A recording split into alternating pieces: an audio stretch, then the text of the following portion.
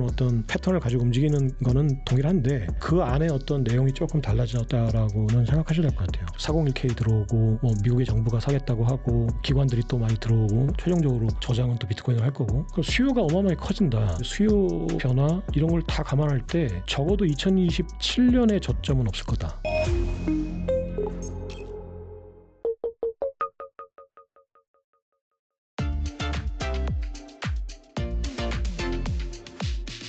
아무튼 간에 최근에 이 비트코인이 좀 하락을 했는데 이게 암호화폐 시장 전체가 하락을 했다라기보다도 비트코인이 하락을 하면서 지금 알트코인들 특히나 이제 방금 이더리움도 다뤄봤지만은 이더리움을 중심으로 알트코인들이 막 오르고 있잖아요. 사실 이 암호화폐 사이클을 보면은 먼저 비트코인이 막 치고 올라가다가 그 다음에 좀 쉬거나 조정을 받을 때 또 알트코인들이 막 올라갔거든요. 그렇죠. 그러니까 지금 이런 상황이라고 볼 수 있는 건가요, 그러면? 그러니까 그 큰 틀에서 보면 그런 상황이라고 봐요. 그러니까 비트코인 도미넌스가 이제 뭐 50%에서 60%로 막 이제 시가총액이 늘어나서 이제 갑자기 확 상승을 하면 차익 실현하는 사람들이 이제 그걸 빼가지고 다시 또 테마를 만들면서 이제 그 밑에 이제 제2의 암호화폐, 제3의 암호화폐 이제 뭐 예를 들면 뭐 예전 같으면은 이더리움, 뭐 솔라나, 뭐 아발란치가 쭉 밑으로 내려갔다가 다시 또 거기서 차익 실현하면 다시 또 이제 비트코인이 돌아오고 이런 주기를 거쳤잖아요. 그러니까 지금 이제 이더리움이란 테마도 항상 있었어요. 그래서 NFT 테마다 뭐다 해가지고 계속 그 항상 도미넌스가 비트코인 도미넌스가 이제 60% 가까이 되면 다시 또 이더리움에 대한 테마가 다시 부각되고 이런 게 있었는데 이번 테마는 이제 스테이블 코인 테마죠. 근데 이 테마는 과거와는 조금 다른 것 같아요. 그래요? 그 테마의 어떤 질적인 양적인 질적인 측면에서 보면 그냥 일반적인 NFT 테마 우리 민간이 막 펌프질을 하고 있는 NFT 테마라거나 저기 지금 RWA 테마라거나 뭐 이런 그 디파이 테마라거나 이런 테마하고는 다르게 지금 이게 정부의 테마잖아요. 미국 패권의 테마잖아요. 스테이블 코인을 이제 그 블록체인을 그 달러 채권을 이제 발행하는 어떤 수단으로 활용하겠다라는 거잖아요. 굉장히 강력한 동력이고 이제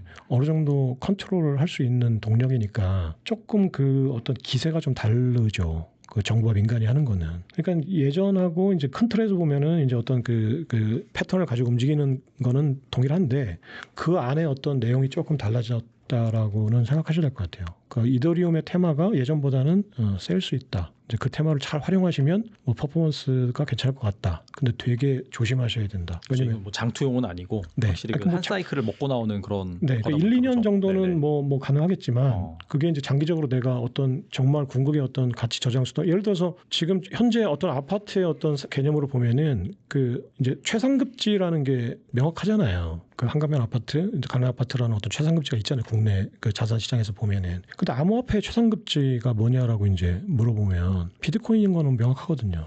네. 왜냐면 가장 명확한 거예요. 그러니까 그렇죠. 이더리움의 기능이 없는 만큼 명확해요. 왜냐면 기능이 많다는 얘기는 이것도 하고 저것도 하고 옵션이 많다는 얘기는 고장이 자주 난다는 얘기예요. 그러니까 내 자동차가 가만히 봤더니 엔진하고 브레이크밖에 없어. 옛날 그 저기가 그랬거든요. 그 뭐죠? 그 프라이드. 제가 첫 자동차가 프라이드였는데 자동차 딱 사고 보니까 그냥 악셀하고 브레이크밖에 없어요. 자동차가 할 수 있는 게. 네.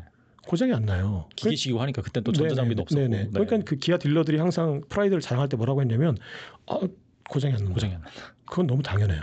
왜냐면 고장 날 부품이 없어요. 그러니까 지금 옵션이 너무 많잖아요. 지금 뭐 이렇게 컴퓨터도 있고 지금 고장이 많이 나죠. 네, 많이 나죠. 네, 근데 이제 그건 반대로 얘기하면 무슨 얘기냐면 기능이 많아요. 편의성이. 그러니까 지금 그게 이더리움이에요. 그러니까 이더리움이 그 여러 가지 그 프로그램을 할 수 있어서 기능이 너무 많은데 고장이 나겠죠. 그러면은 인간이 하는 거니까. 근데 비트코인은 그냥 지금 엔진하고 브레이크밖에 없는 프라이드 자동차예요. 그럼 누군가 얘기할 거예요. 와서 고장이 안 납니다. 너무 당연해요. 고장 날 게 없어요. 비트코인은. 그러면 내가 편의성이 많은 옵션 많은 고장이 자주 나지만 편의성이 많은 내가 지금 제네시스를 할 거냐. 근데 뭐 30년 전의 개념으로 그러면 프라이드를 살 거냐. 어떤 게 내가 궁극의 어떤 나의 자동차가 될 거냐. 뭐 비유가 좀 그런데 아무튼 그런 개념으로 생각하시면 될 것 같아요. 네. 확실히 이번 그럼 알트코인 장세에서는 이 스테이블 코인과 관련된 그런 코인들이 좀 주목을 받겠네요. 그렇죠. 왜냐면은 그 미국 정부가 이거를 뭔가 활용하겠다고 작정을 한 건 맞는 것 같아요. 네. 네. 근데 그게 그 스테이블 코인이라는 게 달러 패권에 도움이 된다라는 서사를 피터 틸이나 테더나 이제 서클의 그 경영자들이 만든 거예요. 인간이 만든 거예요. 그래서 이제 그 지금 트럼프 대통령이 그거를 동의했고 또 그거에 대한 이해관계가 맞아 떨어지니까 이제 스테이블 코인을 채택했죠. 근데 그러면 이게 달러의 어떤 결국은 달러가 병들었으니까 그 치료제로 지금 암호화폐를 만든 건데 이 스테이블 코인이 병든 달러를 치료할 수 있는 거냐? 그게 아니라 지금 아드레날린 놓고선 조금 더 달리기 한 거거든요. 이제 지금 만약에 쓰러졌을 때는 치료할 수 있었던 상황이에요. 근데 지금 아드레날린 맞춰놓고 전력 질주하라고 이제 다시 내보낸 선수가 쓰러지잖아요. 이제는 못 일으켜 세워요. 그래서 저는 스테이블 코인이 아드레날린이라고 생각해요. 그래서 1, 2년간은 국채 발행 수요 2조 달러 정도 생기고, 그리고 또 사람들이 이제 달러 블럭을 키워주니까 뭔가 달러에 도움이 된다라고 착각하지만, 달러의 근본적인 이유는 바로 발행권의 남발이거든요. 스테이블 코인이 그 발행권 남발 속도를 한 4배는 키워요. 그러면 아드레날린 지금 맞춰놓고 뽕 맞춰놓고 지금 전력 질주하라고 이제 경기장 앞에 내보내놓은 거예요, 달러를. 훨씬 더 빨리 망할 거예요. 그리고 이제 한번 쓰러지면 이제 못 일어나요. 네, 그러면 그렇게 됐을 때, 야, 이거 아드레날린이 이제 필요 없네. 그러면 이제 그 대안이 뭐였지? 아, 맞다. 참 비트코인이 그거였네. 비트코인이 치료제였잖아. 대안이었잖아. 그걸 찾게 될 거예요. 근데 이제 지금 준비금 되게 웃긴 구조가, 준비금이 달러잖아요. 국채하고 네. 달러. 그러면 이제 그게 스테이블하다고 생각해요, 사람들이. 그 1년에 5%씩 가치가 떨어지는 거거든요. 내가 스테이블 갖고 있으면 1년에 5%씩 가치가 떨어져요. 그러니까 덴저러스하죠. 스테이블한 게 아니라 가치가. 정말 스테이블한 거는 비트코인이죠. 왜냐면은 등락은 하지만 지속적으로 우상향할 거 아니에요. 그럼 안정적인 측면에서, 그러니까 우리가 지금 스테이블 코인이라는 거는 비교적 일정하다는 의미죠. 그게 안정적이라고 착각하는 거예요. 지속적으로 우하향하죠. 네, 확실하게 가치가 떨어지죠. 준비금이 국채고 달러니까. 달러 가치가 떨어지면 떨어질 거 아니에요. 근데 지금 우리는 이게 안정적이라고 스테이블 코인을 막 살 거라고 해요. 편의성 때문에. 그리고 또 이자는 안 주지만 뭔가 베너핏을 줄 거니까. 확실하게 내 가치가 지속적으로 안정적으로 떨어진다. 근데 비트코인은 가격이 일정하지 않을 뿐이지 스테이블하게 우상향한다. 어떤 게 더 안정적인 거예요. 그러니까 그 제도권이 만들어 놓은 그 덫에 걸리지 않았으면 좋겠다. 지금 스테이블 코인이라는 게 안정적이라는 거는 일정하다는 의미예요. 5% 내외에서 그냥 계속 우상향한다. 근데 급락하지 않는다. 하지만 비트코인은 일정하지는 않다. 하지만 지속적으로 우상향한다. 안정적이다. 그러니까 스테이블 코인은 비트코인이죠. 지금 우리가 생각하는 테더나 서클이나 앞으로 만들어내는 원화 코인은 확실하게 불안정한 일정한 코인이에요. 네, 그 개념을 확실하게 이해하지 않으면 계속 내 주머니를 털리는 거예요. 지금 미국이 의도하는 게 바로 그거거든요. 지금 원래 미국의 중산층 99%의 지갑을 털겠다라고 한 게 지금 달러 발행권이었는데, 이걸 이제 전 세계 글로벌 단위로 확장시키겠다는 거예요. 그렇죠. 원화를 쓰는 사람도 우리가 털겠다. 네, 그 우리가 스테이블 코인 막 쓰고 이제 거기에 막 호응해 주는 거는 내 지갑 활짝 열어놓고 스테이블한데요. 저 스테이블하게 가져가세요라고 하는 거죠. 그러니까 그 개념을 확실하게 아셔야 돼요. 네. 그리고 비트와이즈 자산운용의 매튜 휴건 최고 투자 책임자가 인터뷰에서 비트코인 4년 사이클이 끝났다. 네네. 이 4년 사이클이 종료가 됐다라는 게 아니라 그 예전엔 4년 사이클이 계속해서 반복이 됐는데 이젠 그게 이제 반복되지 않는다. 네네. 그런 식으로 네. 밝혔거든요. 네. 그게 이유가 ETF가 승인이 되면서 이 네네. 기관 자금들이 유입되면서 이 패턴이 완전 달라졌다. 이렇게 네네. 밝혔고 추가적으로 이 비트코인이 7, 80% 폭락하는 시절도 이제 없어질 것이다. 라고 네네. 밝혔거든요. 네. 어떻게 보세요? 100% 동의합니다. 결과적으로. 아까 말씀드렸듯이 8월이 되면 더우니까 에어컨을 사자. 네. 라는 접근법은 똑같아요. 그러니까 비트코인 4년 주기, 그러니까 비트코인의 반감기가 시작되면서 1년 반 뒤에 정점을 찍고 그로부터 1년 뒤에 저점을 찍고 다시 또 서서히 상승하더라. 이 주기가 지난 4번의 반감기 동안 반복됐다라는 거잖아요. 그러니까 우리가 지난 그 100년 동안 8월 여름이 항상 더웠다. 그러니까 에어컨을 사자라는 거하고 똑같죠. 근데 왜 더웠는지 근본적인 이유를 이제 연구하지 않으면 에어컨을 샀을 때 낭패를 볼 수도 있잖아요. 그러니까 왜 그러면 비트코인의 반감기 때 1년 반 뒤에 이제 고점을 찍고 다시 또 그로부터 1년 뒤에 저점을 찍었나? 이게 어떤 패턴이 이제 여러 번 반복되면 확률적으로 그렇게 갈 가능성은 높은데 왜 그런가 근본적인 이유를 생각했을 때 그 근본적인 원인이 반복되지 않으면 다른 결과값이 분명히 나오잖아요. 그러니까 그 기본적인 원인을 알아야 돼요. 그럼 사람들이 만약에 그냥 단순하게 4년 주기 사이클이 어떤 내재적인 구조 때문에 그렇다면 비트코인의 반감기가 영원히 반복되겠죠. 그 반감기는 이론적으로는 끝이 없으니까. 그런데 그러면 그 비트코인의 반감기가 가지고 있는 그런 내재적인 구조가 뭐냐? 뜯어봤어요. 한번. 굉장히 복잡한 기계라고 생각하고 뚜껑을 딱 따봤는데 그 안에 아무것도 없어요. 네, 그냥 뚜껑 안에 그냥 이렇게 점 하나 딱 찍혀 있어요. 그 반감기라는 그 구조 안에, 설계도 안에 그냥 점 하나만 딱 찍혀 있어요. 그 점이 뭐냐면 생산 단가가 4년마다 2배가 되는 거예요. 그러니까 반감기라는 게 이제 채굴량이 4년마다 절반이 되는 거잖아요. 이거를 그냥 생산 단가 개념으로 치환하면 바꾸면 생산 단가가 4년마다 2배가 되는 거예요. 그러니까 이제 그 어떤 그 상품의 가격이 올라가는 거는 이제 경제적으로는 두 가지인데 하나는 비용 인상 인플레이션이잖아요. 그리고 수요 견인 인플레이션이에요. 그러니까 사는 사람이 많아져서 가격이 높아지거나 생산자의 생산 단가가 높아져서 가격이 높아지는 건데 그 비트코인의 반감기라는 설계도 안에 들어있는 그 가격에 관련된 구조 설계 그 DNA는 4년마다 생산 단가가 2배가 되니까 비용 인상 인플레이션을 감안할 때 적어도 가격이 4년마다 2배가 된다. 이거 딱 하나밖에 없어요. 그러면은 비트코인의 4년 사이클이라는 거는 그 설계도만 놓고 보면은 계속 올라가야 되잖아요. 그냥 4년마다 2배씩 계속 올라가야죠. 네, 근데 그 중간에는 업앤다운이 막 심하게 있잖아요. 네. 그러면 4년마다 지금 계속 가격은 2배 이상 올랐어요. 네, 그러면 그 설계도는 역할을 하고 있다는 거죠. 근데 지금 왜 그럼 업앤다운이 있는 거냐? 그 중간에 막 이렇게 올라갔다 이렇게 떨어졌다만 하는 거냐? 그 요인은 설계도 안에 없어요. 그러면은 다른 거에서 찾아야 될 거 아니에요. 그 비트코인이라는 백서, 뭐 비트코인의 설계도, 비트코인의 코드, 알고리즘 다 뜯어봐도 아무도 못 찾아요. 그거를. 그럼 그거는 결국은 딴 거예요. 그러면은 반감기에 내재되지 않은 뭔가 다른 요인이 왜 반복적으로 이 비트코인의 가격을 자꾸 업앤다운을 만드는 거냐라고 봤을 때 가장 상관관계가 높은 거는 연구해 보면 M2 통화량이에요. 그 0.94 정도의 상관관계를 120일 정도의 시차를 두고 이제 반복하는 건데, 네, 한 석 달에 넉 달 정도의 시차를 두고 M2 통화량의 흐름 그대로 반복하거든요.